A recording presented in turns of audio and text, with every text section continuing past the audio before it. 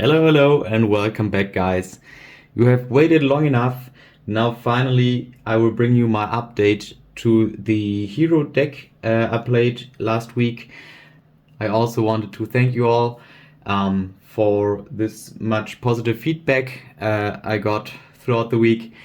Also, shout out to Ozan, who was topping another tournament a few weeks ago with a similar list. I really got inspired by him doing so well with his deck. And I have done a few changes over the last days, and I still want to try some of these cards out. I'm not sure yet if they are any good, but I think you always have to test out the different possibilities so you can use it as an advantage and adapt to a new meta, because if you already know how things are working together, you can always adapt faster than if you haven't tested these things previously. Alright, let's start with the main deck. I still run, of course, the Stratos on Alias. I'm not sure if I want to keep it in. It's just a beater at the moment. It's okay, I guess. Also, there is still the Sparkman, the Blade Edge, the Necroshade, and one Prisma. I really love this package, the Prisma making the deck very flexible, so you can always send cards you still need in your graveyard. I always try to get my setup of Necroshade as soon as possible, so most of the time I start with Prisma to send Necroshade, so that whenever I want I can normal summon the Blade Edge for free. And if I already have the Necroshade established, I could foolish the Sparkman, for example, or Ocean. Speaking of which, the 3 Ocean still in the main deck. This card is absolutely crazy. In so many games we were just top decking and being low on resources, so having Ocean as a card to draw and to recycle your resources from the graveyard is just a great option and a really good top deck in such moments. Also, it is a hero and a water, so you can always use it as a fusion material for Absolute Zero, which makes this card a core piece of the deck. And also, now new to the roster is Woodsman. I want to try out a new tech card, which is why the Woodsman is now also here. I don't believe that this is this good of a card. He seems to be very slow. You either have to set him face down and hope that the opponent runs into it and that the Woodsman survives, or you need to be able to summon him in the end phase of the opponent's turn, for example, so you get his effect for your own standby phase. You will see why he is in here in a second. And of course, the 3 King of the Swamp. It's so amazing to be able to substitute this card for any fusion material name, which makes Sparkman plus King of the Swamp into any crazy fusion monster that would normally be very hard to summon. And also the Gores. It's an amazing card, and I would never want to run a deck without it. Then for the spells we have the MST, the Heavy Storm, as always, also triple E-Call. I did cut the reinforcements of the army for the Woodsman, also triple Miracle Fusion, and the double Polymerization. I don't think that 3 polys are necessary. You always go -2 with this card. You invest 3 cards for 1 fusion summon. But there are other cards in this deck who are taking advantage of the fact that you are fusing away some certain materials. So that I think it is worth playing the poly. But 2 is fine.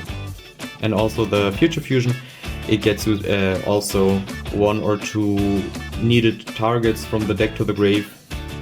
I don't really care if it summons the monster, it is just necessary to mill 2 cards at once. And then the 2 Fusion Recovery. This card is so crazy. When you use your polymerization with Stratos or something, you can always recycle the Stratos together with Poly and get much advantage this way. Hello Andy. And as I said, still running the double Gold Sark. I think this card is amazing in this deck.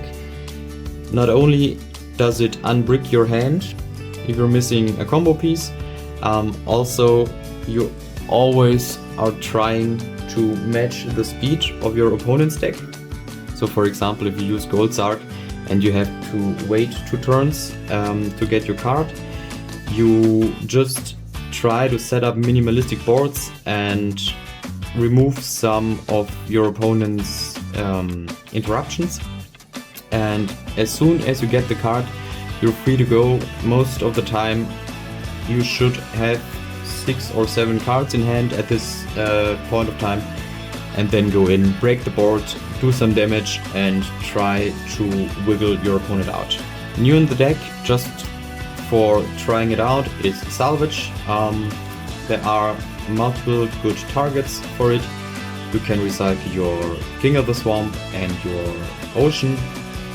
I'm not sure if it is worth to run, but I thought if there's a chance that this card is good, I just wanted to have tried it out, at least. And last but not least is a proxy Diffusion. I don't own this card currently, I don't know why. Diffusion in theory is crazy. If you use Stratos and Ocean for Absolute Zero, and then you defuse your Absolute Zero to summon back the 2 materials, you not only destroy your opponent's monsters, you also can search or destroy with Stratos as chaining 2, which means that Absolute Zero is chain blocked and not even Stardust or Starlight Road can negate its effect. And Diffusion is also the reason why I wanted to try out the Woodsman. For a similar reason, if you can fuse for Absolute Zero using Woodsman and, for example, in the opponent's end phase you use Diffusion, you get the Woodsman back and you destroy your opponent's monsters in his end phase, and in your standby phase you get the benefit of having Woodsman on the field. And then the traps are almost the same. It's Double Bottomless, Solemn, Mirror Force, Dust Shoot, Call. Call is also very nice. You can summon from your graveyard the Stratos to search, to pop, or the Ocean to recycle, or even the Blade Edge as a big buddy just to do some damage. Sadly, you cannot summon back the fusions because they must be fusion summoned, but I guess that's an alright trade-off. Still in the deck, the 1 Compulsory. It is a very good defensive option. You can also protect your own monsters by bouncing them back. The Dust Tornado, I think this card is heavily underrated. I love the fact that you can use it in your opponent's turn and then set, for example, Call or Judgment for your own turn and have them safely in your hand up until then. And lastly, I have moved the Torrential Tribute from the side deck to the main deck. In the side deck there wasn't that much to be changed. I'm still on double Cyber Dragon, double Snowman Eater, Breaker. I also really liked the Soul Release and the Smashing. The Knock didn't come up, but I think that heroes do have some problems with set monsters, just like Raikou for example, because they trade very good into your Absolute Zero.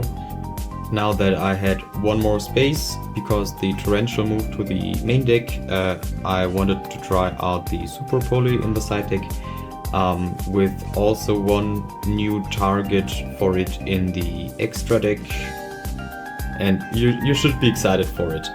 It's a banger. Still, the two Mask of Restrict, both skill drains. The two skill drains I only put in the deck because I had 2 slots available and I didn't know which cards would be best suited for this slot, but I thought skill drain is very good into so many matchups, and even if my monsters on field are negated, they are still big beaters, and Absolute Zero still triggers in the graveyard.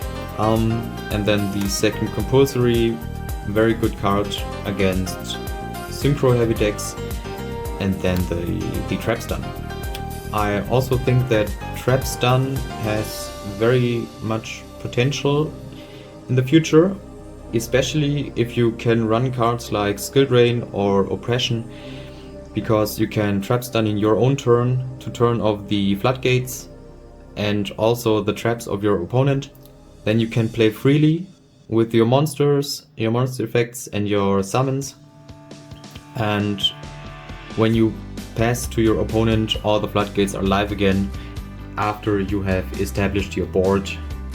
So I think there is something there, and I will try out trap stun in the future for sure. Let's go into the extra deck. This is the most amazing part. We have the Shining Phoenix Enforcer and the Shining Flare Wingman. They both need Sparkman, and the other fusion material you can substitute with the King of the Swamp. Also the plasma wise, this is the best fusion in my opinion, because it does piercing damage, it can pop face up monsters, and it has 2600 attack, so it can run over any Monarch or Stardust. Also there is Dark Bright. This is only as a monster to foolish your Necroshade. And then the Wild Edge as a possible fusion with Blade Edge and the King of the Swamp. Also still the double Terra Firma. I never went into the second one. I'm thinking about cutting one Terra Firma maybe for a second Plasma Vise, but at the moment this is fine. This deck has infinite extra deck space, so that you really can play what you want. Now with the Woodsman in the deck, maybe the Terra Firma will be coming up a little bit more. So for now I will keep it at 2, and then following it up with the Absolute Zero and the Gaia. Now with Super Polymerization, these also have multiple uses. You can now fuse your opponent's monsters away, maybe their frogs or their Brionac, their Yugioh Guardian or their own Absolute Zero. Then I'm still rocking the double Chimera Tech and the Cyber Twin Dragon. The Twin Dragon you can also cut, it's not necessary, it never came up for me. It's just funny that you have the option to play it. And then last but not least, the Super Poly Target number 1. Still a proxy, I don't own the card. It is a D3S Frog. And the thought is, if you're playing against the Combo Frog variant, they often have 2 Dupe Frogs on the board and maybe a Death Frog or even triple Dupe Frog. And Dupe Frog on the field is also Death Frog, so you can fuse away 3 of their frogs for this one monster, and none of their Dupe Frogs will trigger because they were sent for a fusion summon. So I don't know if this will ever come up, but there is space, so there are options, and if it comes up I will be happy to have included the card. So this was the updated list for my Fusion Hero deck. The following replay was recorded some weeks ago. This was also a previous version. I have played a Neos package with Hero Blast in it, which is also a cool option. if you enjoyed the video so far, please consider leaving a like or subscribe. If you have some ideas or thoughts about the deck, you can write it in the comments. I will read through all of them and also be answering any of your questions that will come up. And for now, I wish you good luck trying out the deck and have fun with the replay.